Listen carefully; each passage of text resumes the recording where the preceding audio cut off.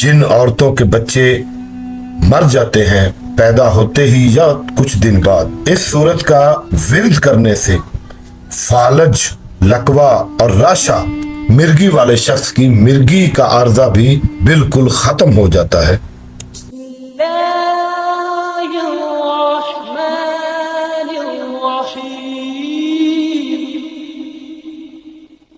السلام علیکم ناظرین، ویڈیو شروع کرنے سے پہلے قرآن مجید کی سورہ شمس کی تلاوت کا شرف حاصل کرتے ہیں۔ بسم اللہ الرحمن الرحیم، والشمس وضحاها والقمر اذا تلاها والنہار اذا جلاها واللیل اذا یغشاها والسماء وما بناها والارض وما طحاها ونفس وما سواها فألهمها فجورها وتقواها قد أفلح من زكاها وقد خاب من دساها كذبت ثمود بتغواها إذ انبعث أشقاها فقال لهم رسول الله ناقة الله وسقياها فكذبوه فعقروها فدمدم علیہم ربہم بذنبہم فسواها ولا یخاف عقباها۔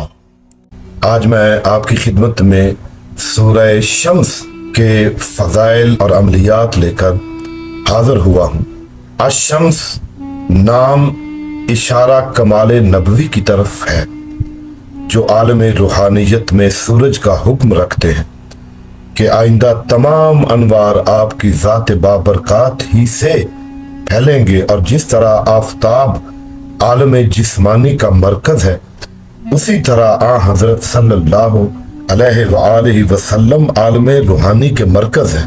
سورج روشنی کا منبع ہے اور چاند سورج کی روشنی کا اثر قبول کرنے والا ہے۔ اس تناظر میں انسان کامل ان دونوں صفات کا مظہر ہے، یعنی جناب رسول اکرم صلی اللہ علیہ وآلہ وسلم سورج کی طرح روشنی کا سرچشمہ بھی ہیں اور چاند کی طرح اللہ تعالیٰ کے نور سے منور بھی ہے۔ اسی طرح دن اور رات کے بھی علیحدہ علیحدہ کام ہیں۔ دن روشنی کرتا ہے اور جد و جہد کا موقع دیتا ہے، رات تاریکی کا پردہ ڈال کر سکون کا موجب ہوتی ہے۔ انسان کامل ان دونوں خوبیوں کو اپنے اندر جمع رکھتا ہے۔ وہ جد و جہد بھی کمال درجہ کی کرتا ہے اور اس کے نفس کو سکون بھی کامل طور پر ملتا ہے۔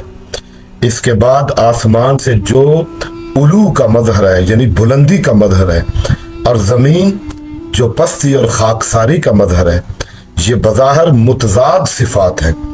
جد و جہد اور سکون کی صفات انسان کامل میں یہ سب صفات جمع ہوتی ہیں۔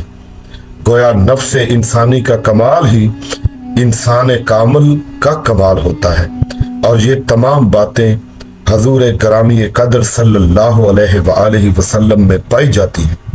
اس لیے ہر انسان کو اپنے اپنے کمال یا اپنی اپنی استعداد کے مطابق کوشاں رہنا چاہیے۔ یہ تو تھیں سمجھنے والوں کے لیے باتیں۔ اب میں اس صورت کے فضائل اور اعمال آپ کی خدمت میں پیش کرتا ہوں۔ جو شخص اس صورت کی تلاوت کرتا ہے، اللہ تبارک و تعالی جل جلالہ اسے دین و دنیا میں شمس و قمر کی طرح عزت اور مقام و مرتبہ بخشتا ہے۔ جس گھر میں اس صورت کی تلاوت روزانہ کی جاتی ہو، اس گھر پر اللہ تعالی اپنی برکتوں اور رحمتوں کا نزول فرماتا ہے اور شیطانی قوتوں سے محفوظ فرمائے رکھتا ہے۔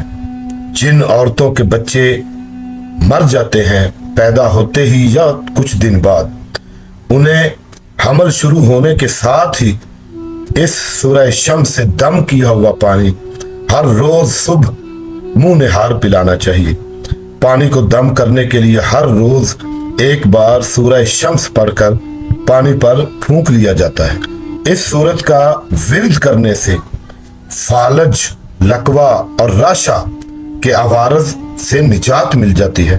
سورہ شمس سے دم کیا ہوا پانی پینے سے، اس سورت کا بنایا ہوا تعویذ پاس رکھنے سے بھی इन अवारस से शिफा मिलती है।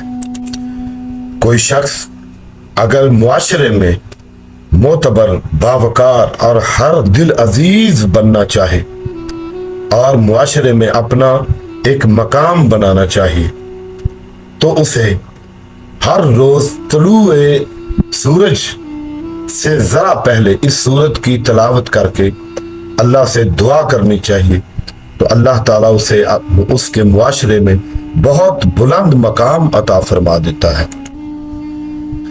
जो शख्स अल्लाह ताला के हुजूर रोजाना इस सूरह शम्स की तलावत करके लोगों के लिए कोई भी दुआ करे तो उसकी दुआ रद्द नहीं होती और लोग जोक दर जोक उससे दुआएं करवाने आते हैं और बुलंद मर्तबा और मकाम मुआशरे में उसे मिल जाता है कि यहाँ तक कि लोग उसकी कब्र की ज़ियारत करना भी अपना फख्र समझते हैं।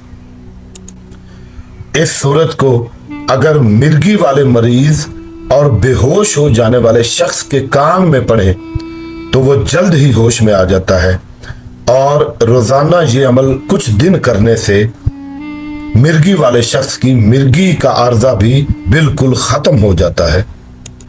दिन में एक बार इस सूरह शम्स की तलावत करने वाले को अल्लाह ताला बीमारियों, मुसीबतों और दुनियावी मुश्किलात से बचाए रखता है। अल्लाह ताला आप सबका हामी और नासर हो और आपको बुलंद मकाम व मर्तबा अता फरमाए और मुआशरे में इज्जत अता फरमाए। आप सब के लिए दिल से दुआ गो अनीस रजा कंबर वस्सलाम।